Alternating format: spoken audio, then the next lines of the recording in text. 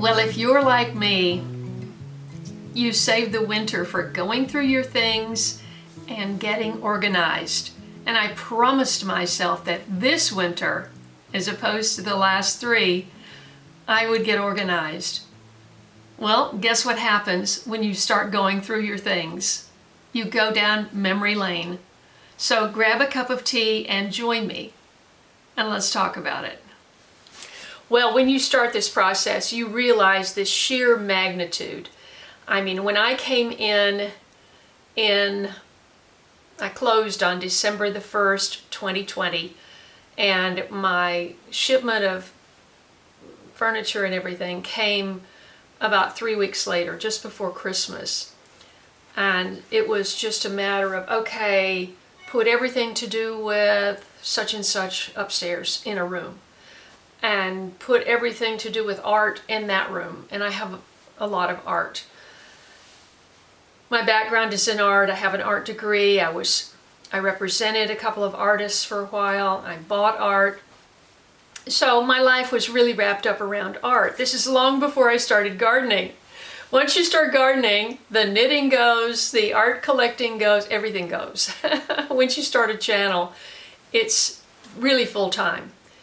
And I decided today that I would try to go through, I have something like over 100,000 emails between my 3 email addresses that have just collected up. You get on mailing lists and everything, and it's impossible. So I wanted to send seeds to someone who won seeds from the last live stream, and I haven't found an email. So I thought, well, let me go through my junk folder, which I hadn't checked this week. And there was one in there. And so I'm still looking for another email from the other person who won seeds at my last live stream. And I will be giving away more seeds at the live stream on Sunday, so be sure and tune in. And if you're not subscribed to my channel, please do. During the winter, I am doing live streams at 3 p.m. Central Standard Time on Sundays. And we'll see how that goes after the spring equinox. I think there were 10,000 emails in my late bloomer email inbox. And so I thought, well, let me just go back to the beginning. Well, I evidently established the email address in 2012 when I started my channel and when I started my blog. I had just a free WordPress blog. As I got more into it and I understood that from your website is where you can actually make some money, because I didn't make any money on my channel for several years. And so I upgraded my website and all of that. But in the beginning, when it was just a blog, I followed a lot of other blogs, and I went back memory lane, and I've literally spent the last hour or 2. I started in the end of 2011, and I've been through 2012, and I'm into 2013 right now. And I have run across a couple of emails. Most of them are the blogs that I followed. Well, these are 12, 13-year-old blogs. They may have good information that's still relevant, but I have too much to do to go back and dive into that. So I'm just going to delete a whole bunch of stuff unless it's a direct email that's addressed to me. And so I came across a couple of emails, which brought back some memories. Okay, the first thing you'll notice in this setting is that I've moved my black comfortable lazy boy into my office. I have needed an office chair forever, and that requires going into a store and sitting in a whole bunch of chairs and trying to find one that's comfortable for your back. And since I don't have a television and I do have a 27-inch screen on my computer, I thought, it only took me 3 years to figure this out. I kept thinking I would get some kind of office chair that leaned back and stuff, and I'm going, okay, Just stand up while you're working at the computer, and then when you need to sit down, you sit down in a comfortable chair. All right? Do you have your cup of tea? Okay. You'll also notice that things are a mess around because, you know, when you start going through stuff, you have to go, I mean, I do. I don't know, do you have to, do you feel like you have to do that when it's been disorganized for years and you don't really know where most stuff is? You know just enough to function, you know, where your tax filings are or your or your deed to your house, but beyond that, do you really know where anything is? Except in the kitchen? I don't know. So my experience is you have to go through everything and make a huge mess. And, you know, yesterday I was able to eliminate this much stuff. In October of 2013, there is an email from Angela McEwan. It's such a great story, and I have a beautiful photograph of her. It did not come up when I just did a search on my computer, so I'm going to have to look for it somewhere. But I know I posted it on Facebook and Instagram because, you know, back in the day, I was really active on all those sites. And when, I don't know, are you like me, when Facebook kind of went over to Meta? If you have pages, then you have a business suite. It just became overwhelming, especially since I had way too much to deal with here. I have never gotten this place completely organized. Certain things are livable, but other things are just... So I really need the whole winter to just go through everything. Do you feel that way? I just feel like, you know, my mother, as I was saying, she sold out her properties at 77. She decided she'd had enough, and so in order to, there was an apartment complex that was associated with the church, which was just like a mile from her house. My mother was very active at the church because she did this project where she raised the money and orchestrated the building of a garage for the buses, you know, that would go out into the county and pick up people for service. And they would just always sit out in this gravel parking lot rusting. And when my father was near the end of his life, she just thought, and my father was a Chevrolet man and he always had a garage until he sold out. And she thought what a great idea it would be to, as a tribute to him, because he was very influential, not influential, but he was an elder in the church. First he was a deacon, then he was an elder. You know, he was a leading businessman in our small town. And so she just thought it would be great to have a garage built in the style of the church. So she raised the money, orchestrated all of that, supervised the construction, and they all knew her, so they listened. The contractor was an elder at the church, and so it didn't cost that much. But it, you know, she raised like, I don't know, $50,000 or something, cost of materials, I guess, and got that done. And we cut ribbon 1 year after my father's death. And she started it right after he died. And then the following year, she did the whole parking lot was just gravel. She had the whole parking lot paved. She put in fruit trees. She hand watered these fruit trees because there was no irrigation from the garage out to the edge of the park. I mean, she worked like a dog over there. And she built a little memorial garden on the side so people could go there, and you know, it was real pretty. And so she was so busy, and she got rid of everything, you know, and had to go into a small apartment. And so I helped her do that, and I went down there for a week, and we just got rid of. She had saved everything. My mother was, you know, save everything. And so I am sentimental and about life, family, events, and things. And so I took out after her, and I kept everything, until a certain point. And that certain point happened about, let's see, 2010 maybe, I don't know, something like that. I just decided, why am I keeping all this stuff? Nobody cares. Nobody cares about scrapbooks anymore. My mother said, keep everything. Every ticket stub, every, that you go to, every time we took Walker to the big tennis matches. And then Will also, kept all those tickets and the programs and the towels that we bought that said New York Open. I can't even remember now. It's terrible to keep all this information and all this stuff. And so when my life was radically just turned upside down, and I had to very quickly do an estate sale in preparation for the house to be sold, I got rid of a bunch of stuff. I saw some stuff walking out my driveway at the estate sale. I'm going, I sold that?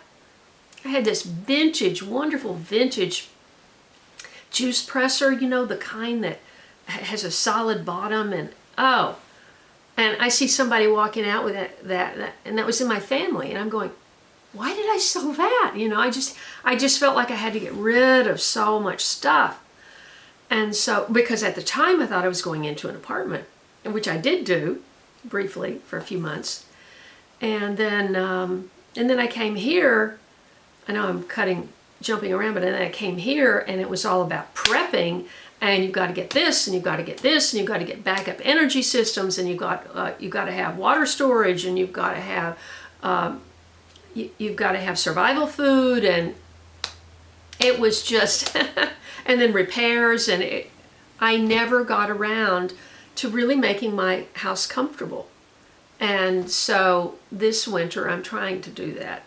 And when my son was here, first week of January, we got a couple of 2 or 3 big pieces of art on the wall.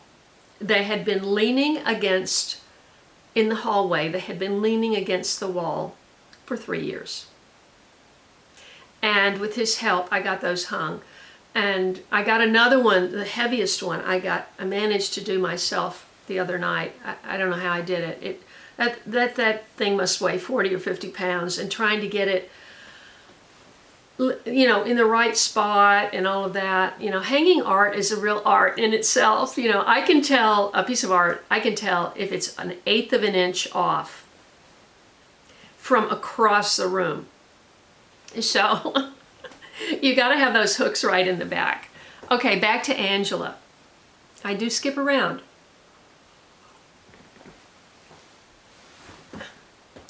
I met Angela at that time, I had just started my channel, just started my gardening. Angela was one of the first people that found me. She was an actress and had been a minor player in the entertainment business, I would say. I mean, I was minor, and she was a minor. She would have been in her late 70s. So there's still hope for me. She got discovered by the director of Nebraska, which was a black and white film. It was the most touching. You have to go back and watch it if you never have. And I would have to refresh my memory to tell you what it was about. I know that she worked at the newspaper in a small town. And it was perfect casting. And she was so gentle and wonderful. And I think she had just done that when I went to, we used to do a lot of networking. As actors, we're always looking for that next connection and that next person that might give you a job and or get some ideas for making your own films or projects. This is before the cell phone changed YouTube and changed the world. You really had to have a team to make a film, to make a good video. Anyway, we were at this women's directors breakfast, something like that, at, I think it was called the Chart House, and it was a restaurant that was right on the ocean in Malibu. And it was the restaurant was closed just for this group of maybe 20 or 30 women, I can't remember. And so I'm sitting over by the window, or standing over by the window, and this woman, this smiling, lovely older lady, hails me. Remember that word, hail? Hey, you're hailing someone, right? And she says, late bloomer, from across the room. It's like everybody looks at me. She sweeps into me, she's old school and dress and the whole thing. And she sweeps into me and introduces herself, and we sit together and talk, and she had been watching, and we just instantly connected, and I fell in love with her instantly, and took this beautiful picture of her.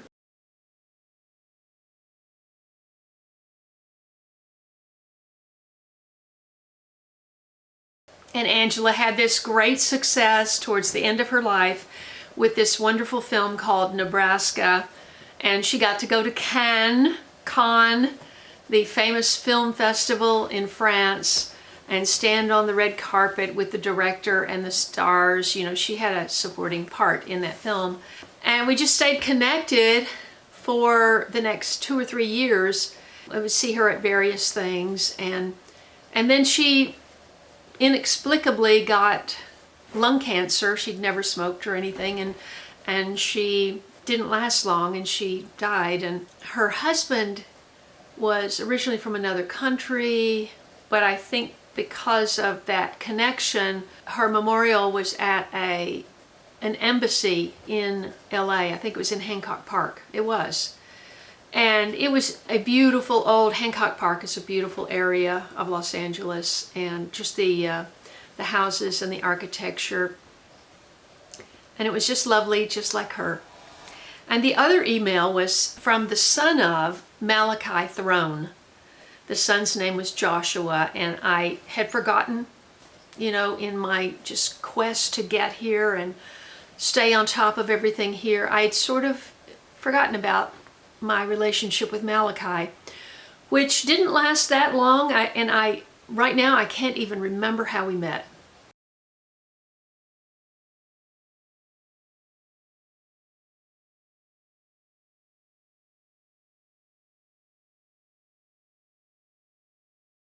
I just remember meeting him for coffee and pastries at a shop on San Vicente Boulevard in Santa Monica.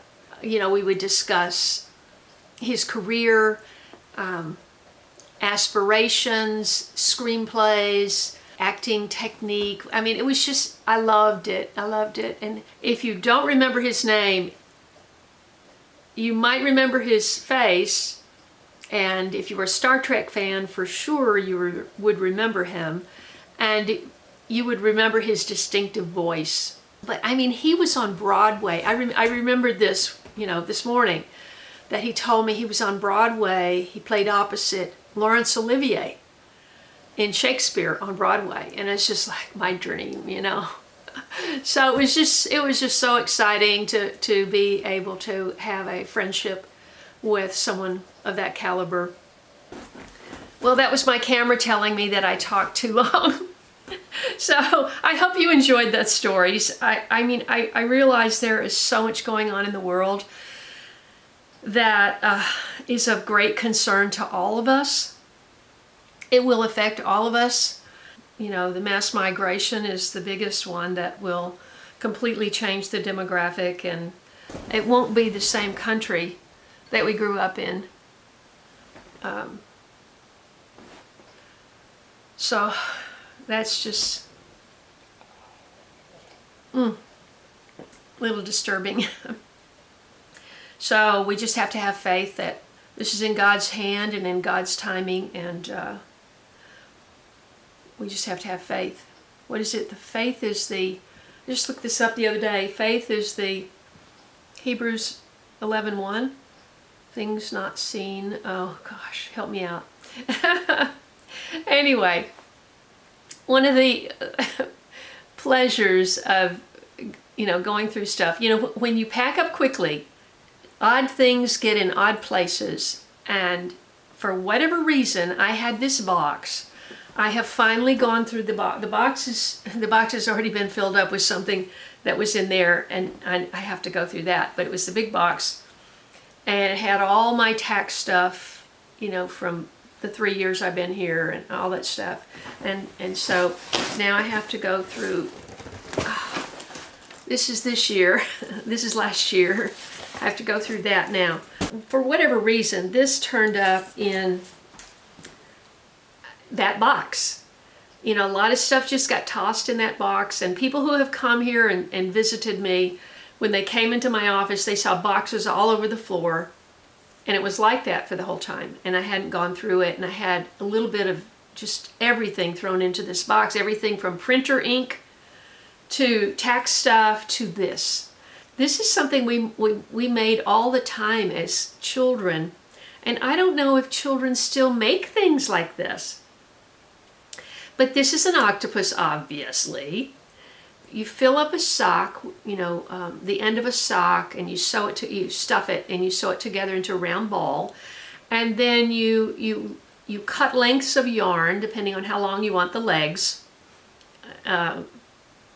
This probably is, double that, so triple that length. So you got about that long, and then you put a little.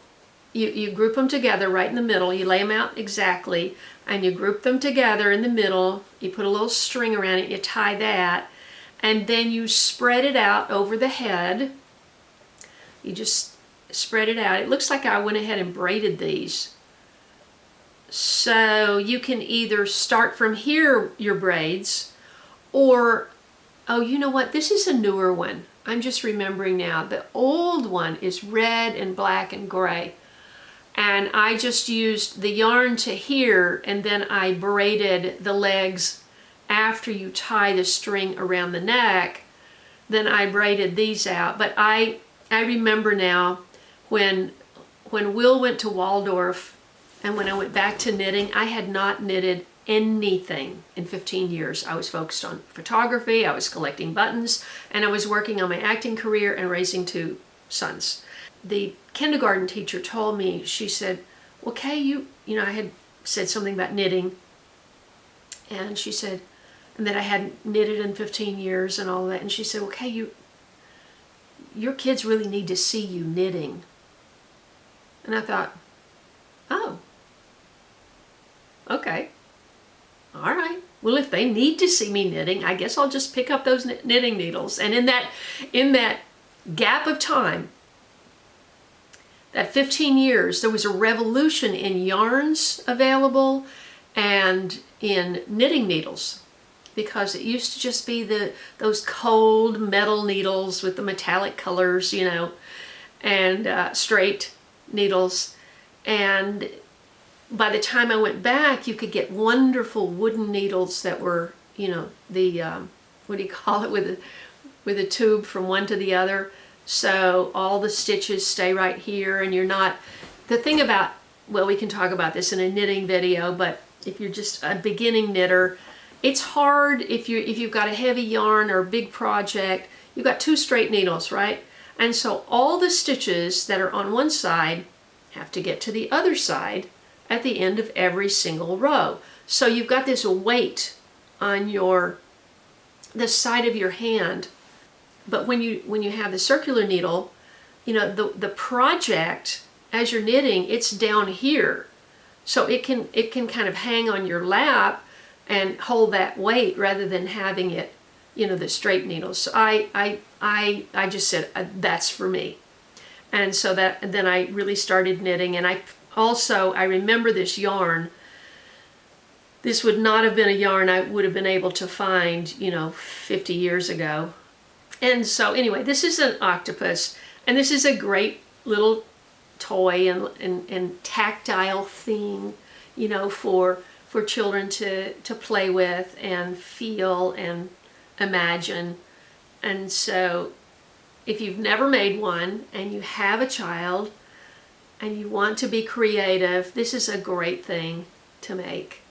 And I was going to talk more about, you know, trying to get organized and what's involved, but you know, you just really have to break. When you throw everything together to move, you really have to go back through everything. I mean, yes, I have portfolios because I was, you know, a serious photographer from, Walker was born in 90, from 90 to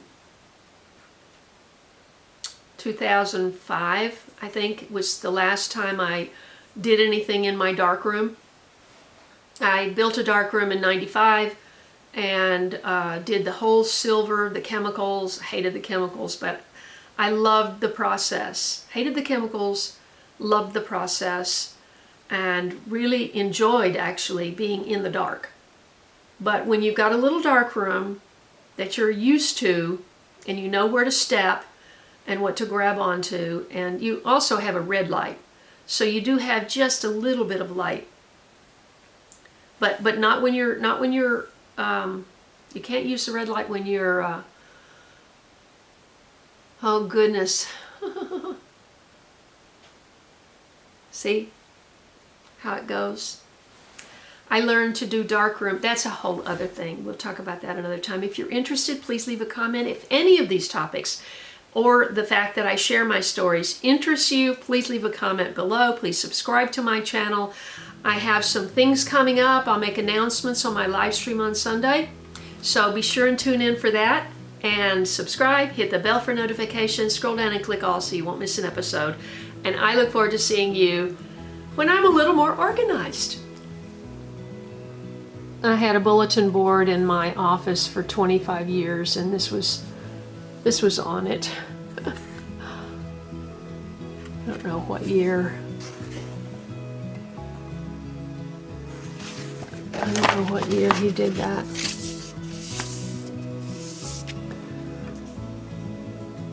Mommy, my love for you grows and grows and grows and grows. Love, Walker. Wow, that's 96. So he was 6 years old.